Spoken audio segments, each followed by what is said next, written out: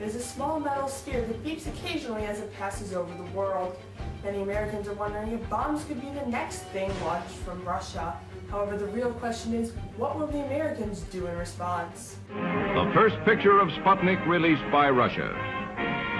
But here's a scientific first and a news beat made in America. Actual pictures of Sputnik in flight, made from Baltimore by the Westinghouse Broadcasting Company's cameraman, John Kelly.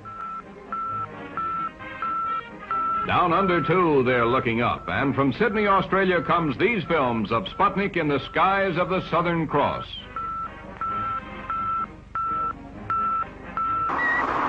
Until 2 days ago, that sound had never been heard on this earth.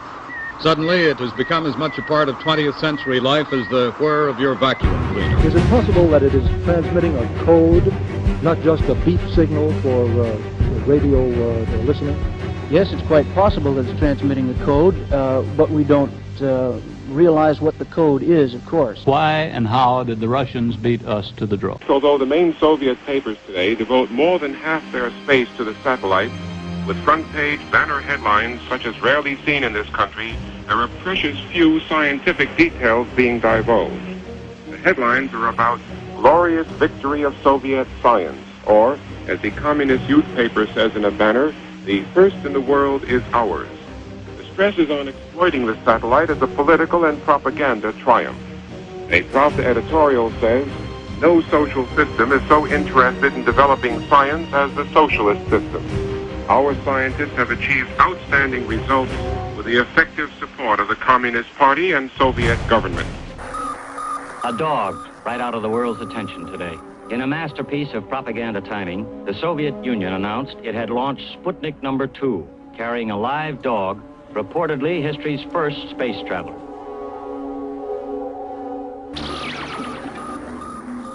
The rocket that launched Sputnik No. 2 is capable of carrying a 1.5 ton hydrogen bomb warhead. Saucers have invaded our planet.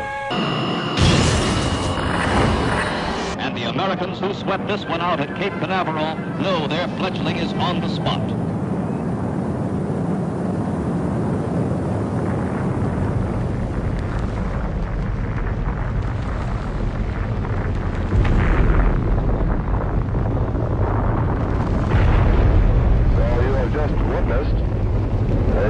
Propaganda defeat for this country.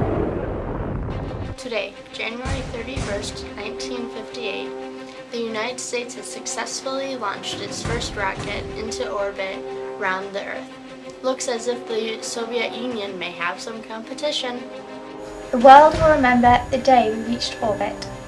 At 4 a.m. this morning, Yuri Gagarin became the first man in space. When asked for a comment, NASA said, "We're all asleep down here."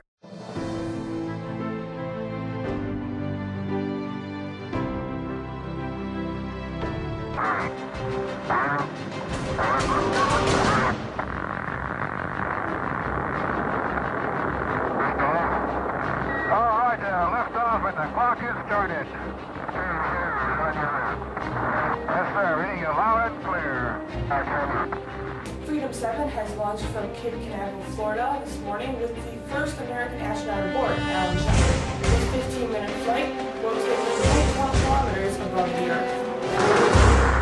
Cabin pressure is holding at 5.5. All systems are go. John Glenn has become the first American in space.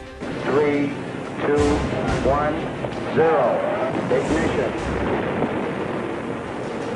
It was a picture book launch as the countdown hit zero, close to 30,000 pounds of liquid fuel ignited. For a split second, the rocket shuddered, hovered over the launch pad, then rose gracefully, majestically toward the sky.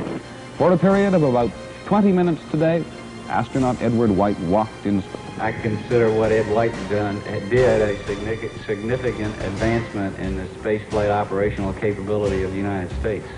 Also in comparison to the Russians. At 9:32 local time, only a few short hours away, Apollo 11 will begin its journey to the moon. Thousands of people have been gathering at Cape Canaveral, Florida to watch the Saturn V rocket launch into space. 10, 9, ignition sequence start. 6, 5, 4, 3, 2, 1, 0. All engine running. Liftoff. We have a liftoff. 32 minutes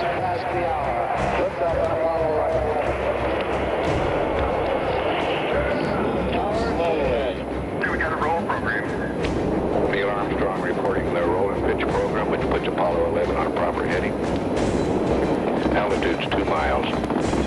Velocity 2,195 feet per second.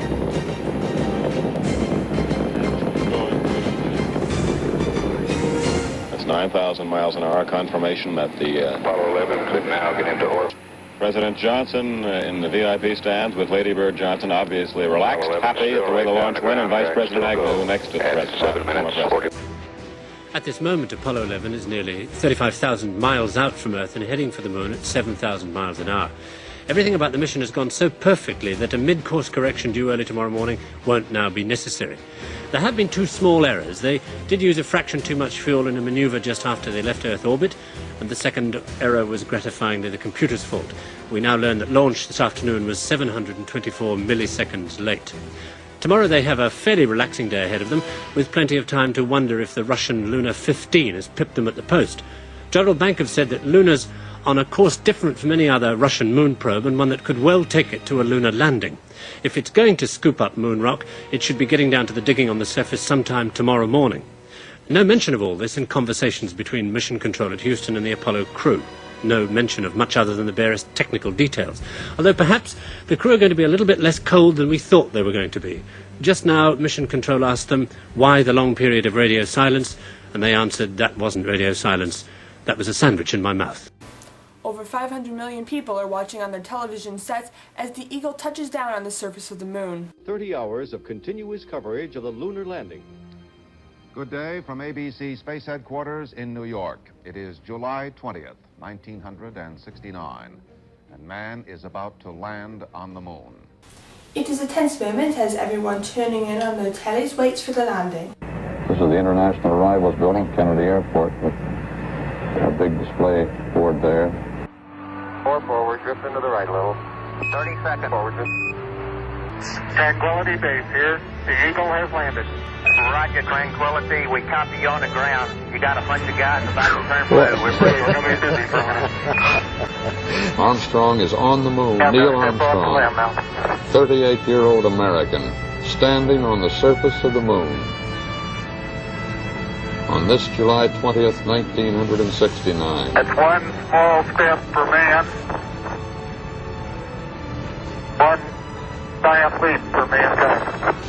Oh, that looks beautiful from here, Neil. It has a stark beauty all its own. It's like much of the high desert of the United States. It's different, but it's very pretty out here. Beautiful, beautiful. Isn't that something? Magnificent sight out here. Magnificent desolation.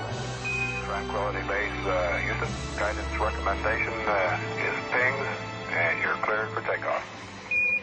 Roger, understand. We're number 1 on the runway. 7, 6, 5, ignition arm ascent.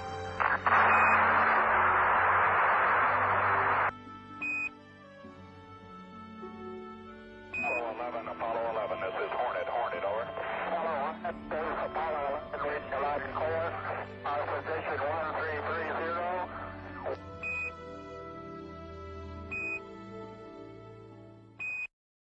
The astronauts aboard Apollo 11 have arrived back home and are hailed as national heroes and champions of mankind.